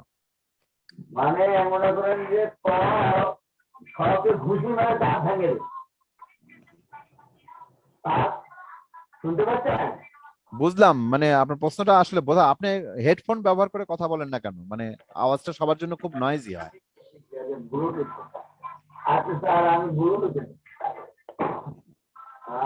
ঘটনা হচ্ছে স্যার, আমি বলতেছি যে কাউকে ঘুষি মেরে দাঁত ভেঙে দিই, আর সেটা তো গুরুতর জখম। জি, এখন স্যার এটার শাস্তি কি হবে, আর এটা এনে কি কোন ধরনের শাস্তি হবে? গুরুতর আঘাত আর গুরুতর জখম তো একই জিনিস। হ্যাঁ, 1 নাম্বার। 2 নাম্বার হচ্ছে যে যদি দাঁত পড়ে যায় তাহলে সোজা গুরুতর জখম বা গুরুতর আঘাত একই ব্যাপার, 325-26-এর মধ্যে পড়ে যাবে। আর গুরুতর আঘাতটা যদি ঘুষি মেরে করা হয়, ঘুষি মেরে দাঁত ফেলে দেন, তাহলে তার সাজা হবে 325। আর গুরুতর আঘাতটা যদি আপনি একটা চাকু দিয়ে করে ফেলেন বা একটা গুরুতর মারাত্মক অস্ত্র দিয়ে করে ফেলেন, মারাত্মক অস্ত্র দিয়ে যদি কারো দাঁত ফেলে দেন, হ্যাঁ, তখন সাজাটা হবে 326। ধারা 2টা পড়েন এবং বোঝেন। ধন্যবাদ। নেক্সট, তাহমিদ। আসসালামু আলাইকুম স্যার। জি স্যার বলেন। 323, 324 ধারার ব্যতিক্রম ধারা হচ্ছে 334 ধারা। জি, আর 300 ব্যতিক্রম ধারা, হ্যাঁ। আর 325, 26, 26 করা হচ্ছে 335। এটা ওই 5টা শাস্তির ধারাতেই প্রথম শব্দেই উল্লেখ করা আছে যে 334 ধারার ব্যতিক্রম সাপেক্ষে, 334 ধারার ব্যতিক্রম সাপেক্ষে প্রত্যেকটা ধারা একটু চক্ষু মিলিয়ে দেখেন। ওকে,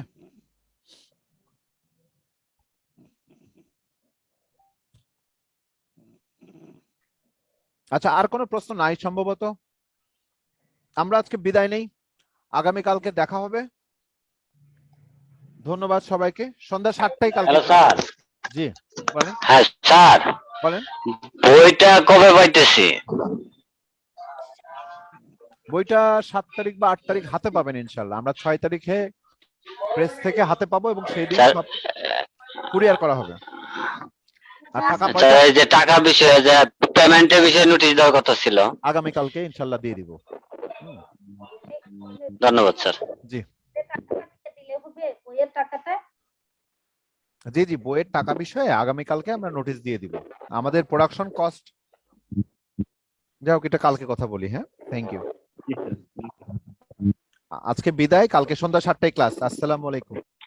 ওয়ালাইকুম আসসালাম।